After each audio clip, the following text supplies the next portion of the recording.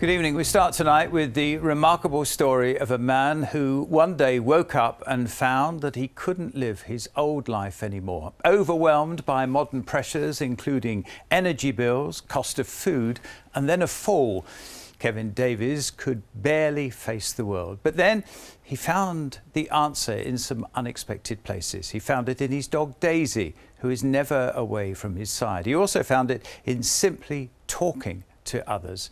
Our social affairs reporter Caroline Bilton went to meet Kevin in his hometown of Withernsea, and this is his story. Come here. Good girl. Come on. I got to the point where I thought, I can't cope with this any longer. Drop it. Thank you.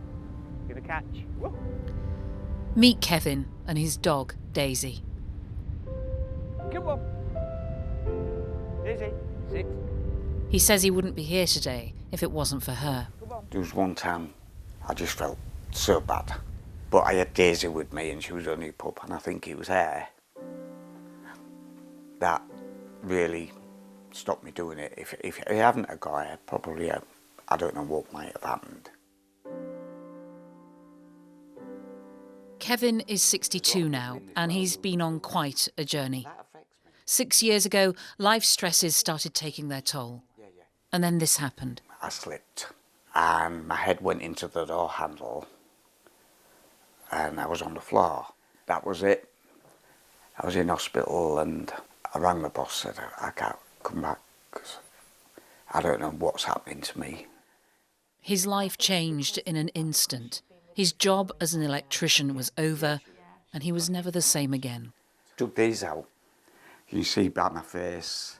You look really thin. Yeah, and my jacket's dirty. I mean, the world just didn't matter. Somehow, he managed to turn things around by following a simple piece of advice.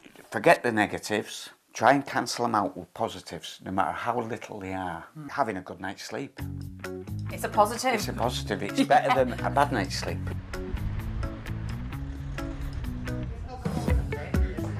Got another biscuit to keep you going. Sometimes just a cuppa and a chat can help.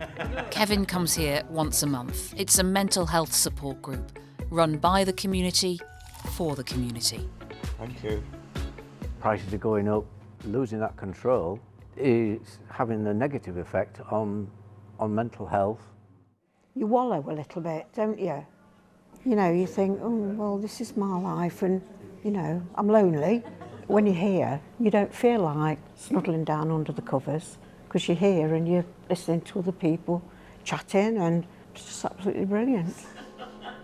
It doesn't matter what your problem is, how big it is, what's caused it, what effect it has on you.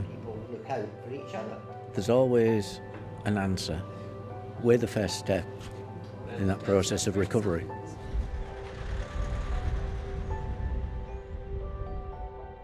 Hello, everyone. Hiya. Kevin's now using his own unique experience to raise awareness of mental health so that charities like this and businesses can be better prepared to offer support.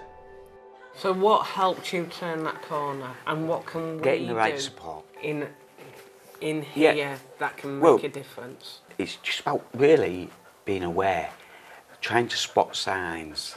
I'm trying to give a bit back because obviously you've given me so much help, and now I'm in a position where I can give a bit back and hopefully spread it out to the community, businesses, employers, whatever. This can happen to anyone. It can, at any time. And you are clear evidence that one man and his dog can get through this.